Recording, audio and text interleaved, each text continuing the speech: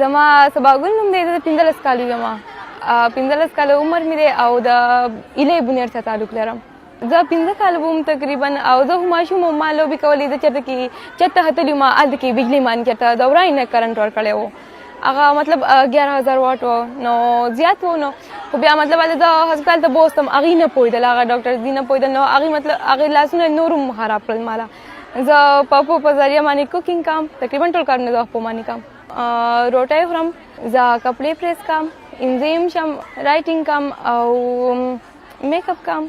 ما ته سټارټ کې ډېر پروبلمز وو. سهار سکول تیارېدل به ما ته ډېر زیات ګران ول او داسې ډېر شي کارونه به په سکول کې به بیا وړو به ګیمز کول، ما به نشو کولی. زه به ورته ناست وم، زه به ډېره زیاته خفه وم. خو زه به بیا ټیچرز به زه اپریشیټ کولم، خپل پیرنټس به اپریشیټ کولم.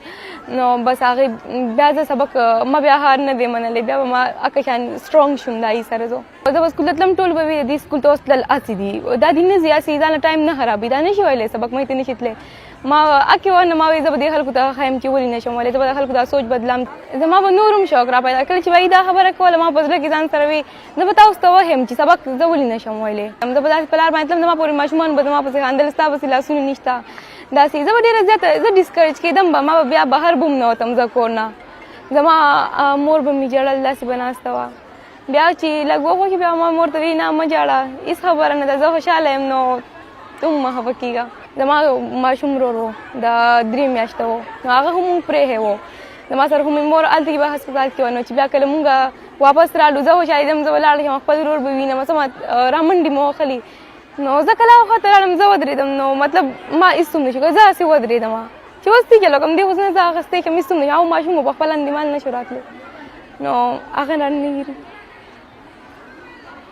زه هم که نه په پاکستان کې ډېر خلک دی داسې ډسیبل خلک دی، هغې ډسیبل نه دي. زه هم هغې ته پته ولګي هغې داسې هوپلیس وي، په کورونو کې ناست وي. نو زه ته هم تاسو ډسیبل نه، تاسو ډفرنټلی ایبل یای، تاسو ځان ډسیبل مه ګڼئ او هېچا نه هم ځان کم مه ګڼئ. تاسو سبق وایئ، د هغې دپاره انسپایریشن جوړېدل غواړم. او کوم مور پلار چې دي هغې چې مطلب وي چې تاسو سبق نه شئ ویلی، څنګه چې ما ته به روم بیا خلکو ډسکریج کولم به، نو هغې لکه شانتي نه دي پکار، هغې اپریشیټ کول پکار دي. هغې مخې ته تللی شي، څومره چې هغې غواړي تللی شي. څوک چې زنانه کمتر ګڼي او سبق ته یې نه پرېږدي، پیرنټس له پکار زه هغې پیرنټس ته وایم چې هغې په منځ کې چېرته هم رکاوټ نه جوړېږي. زه خو لومبی اعلی تعلیم حاصلول غواړم په پاکستان کې، دنده هم د پاکستان نه بهر هم، او زه بهر پوره دنیا کتل غواړم، دا یا کلچر لیدل غواړم چې بهر ملک کې هغې څنګه یي، مونږ څنګه یو، د هغې سره د پاکستان کې چینجز راوستل غواړم. زما مور، زما پلار، زما پوره فیملی، زما خویندې ورونه، ریلیټیوز ټول ما سبق دپاره ډېره سپورټ کوي. مطلب هغې هم دا سوچ دی چې ته خپل انډیپینډنټ لایف بیا تېروی شي، نو د هغې د وجې نه هغې زه ډېره سپورټ کړې یم، د هغې په وجه باندې دلته کې یم.